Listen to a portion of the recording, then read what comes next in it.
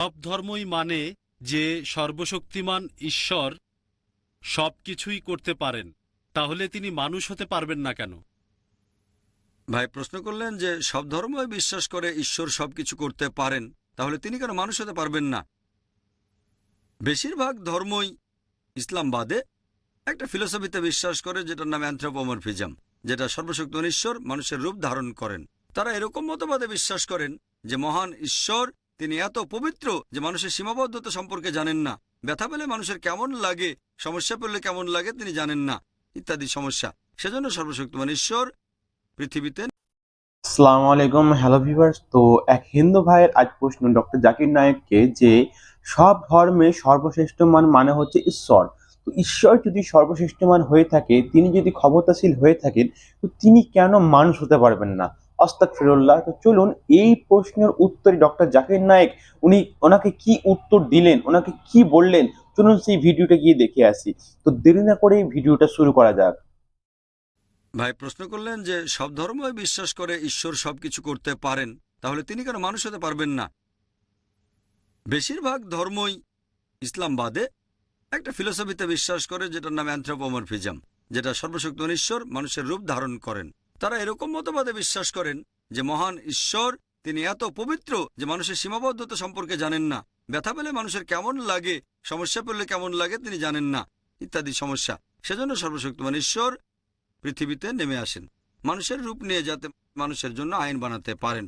হঠাৎ করে শুনলে মনে হবে যুক্তিটা তো বেশ ভালোই, তবে আমি তাদেরকে বলি যে ধরেন আমি একটা ভিসিআর তৈরি করলাম, আমাকে কি ভিসিআর হতে হবে এটা জানতে যে ভিসিআর এর জন্য কোনটা ভালো কোনটা খারাপ? আমি তৈরি করেছি, আমাকে ভিসিআর হতে হবে না। আমি লিখবো ইনস্ট্রাকশন ম্যানুয়াল। যদি এই ভিসিআরটা চালাতে চান video cassette recorder, video cassette রেখে প্লে বাটনে চাপ দেন। যদি ফাস্ট ফরওয়ার্ড চালাতে চান এফএফ বাটনে চাপ দেন। বন্ধ করতে চাইলে স্টপ বাটনে চাপ দেন। উপর থেকে ফেলবেন না, নষ্ট হয়ে যাবে। পানিতে ফেলবেন না, তাহলে নষ্ট হয়ে যাবে। আমি লিখবো ইনস্ট্রাকশন ম্যানুয়াল।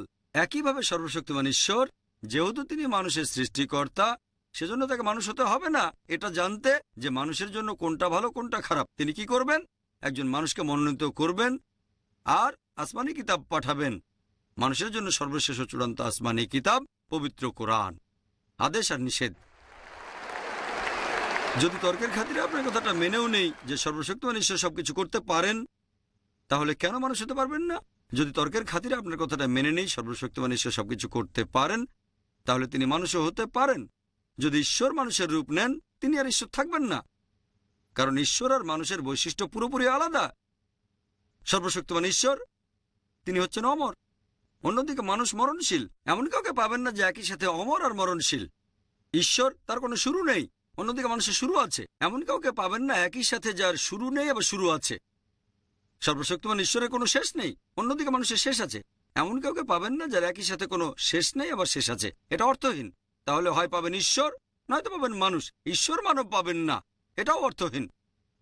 মানুষরা আমাদের খাওয়ার প্রয়োজন হয়, সর্বশক্তিমান ঈশ্বরের খাওয়ার প্রয়োজন হয় না। আল্লাহ পবিত্র কোরআনে বলেছেন সূরা আনাম অধ্যায় 6 আয়াত 14, আল্লাহ তাআলা সবাইকে খাবার দান করেন, কিন্তু তার খাওয়ার প্রয়োজন হয় না। মানুষের বিশ্রাম ঘুমের প্রয়োজন হয়, সর্বশক্তিমান ঈশ্বরের বিশ্রামের প্রয়োজন নেই। যদি আমি তর্কের খাতিরে আপনার কথাটা মেনে নিই যে সর্বশক্তিমান ঈশ্বর সবকিছু করতে পারেন, তাহলে সেই যুক্তিতে সর্বশক্তিমান ঈশ্বর মিথ্যাও বলতে পারেন, কিন্তু মিথ্যে বলা তো ঈশ্বরের কাজ না। যখনই মিথ্যে বলবেন তিনি আর ঈশ্বর থাকবেন না। যদি আপনার কথা মেনে নিয়ে ঈশ্বর সবকিছু করতে পারেন, তাহলে ঈশ্বর তিনি অবিচারও করতে পারেন। তবে যখনই ঈশ্বর অবিচার করবেন তিনি আর ঈশ্বর থাকবেন না। আল্লাহ পবিত্র কোরআনে বলেছেন সূরা নিসা অধ্যায় নম্বর 4 আয়াত 40, আল্লাহ কারো সাথে অনুপরিমাণও জুলুম করেন না। সর্বশক্তিমান ঈশ্বর চাইলে ভুলে যেতে পারেন, তবে ভুলে যাওয়া ঈশ্বরের কাজ না।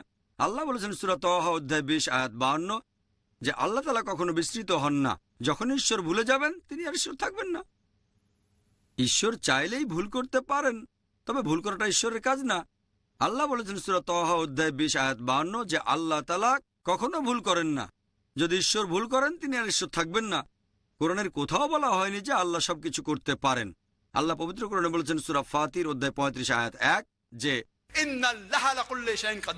নিশ্চয়ই আল্লাহ সবকিছুর উপরে কর্তৃত্বময়। এ কথাটা অনেক জায়গায় আছে। সূরা বাকারা অধ্যায় 2 আয়াত 106, সূরা বাকারা অধ্যায় 2 আয়াত 109, সূরা বাকারা অধ্যায় 2 আয়াত 284, সূরা আল ইমরান অধ্যায় 3 আয়াত 29, সূরা নাহল অধ্যায় 16 আয়াত 77, সূরা ফাতির অধ্যায় 35 আয়াত 1। আল্লাহ বলেছেন, ইন্নাল্লাহা লাকুল্লি শাইইন কাদির। নিশ্চয়ই আল্লাহ সবকিছুর উপর কর্তৃত্বময়। আল্লাহ বলেছেন সূরা বুরুজ অধ্যায় 85 আয়াত 16 যে আল্লাহ তিনি যা ইচ্ছা তাই করতে পারেন, তিনি যা ইচ্ছা করেন তাই করতে পারেন। তবে আল্লাহ সুবহানাহু ওয়া তাআলা কখনো মিথ্যে বলতে চাইবেন না, কখনো ভুল করতে চাইবেন না, তিনি কখনো মানুষের রূপ ধারণ করতে চাইবেন না। তিনি শুধু সেগুলোই করতে চাইবেন যেগুলো আল্লাহর কাজ। আশা করি উত্তরটা পেরে। হ্যাঁ বোন,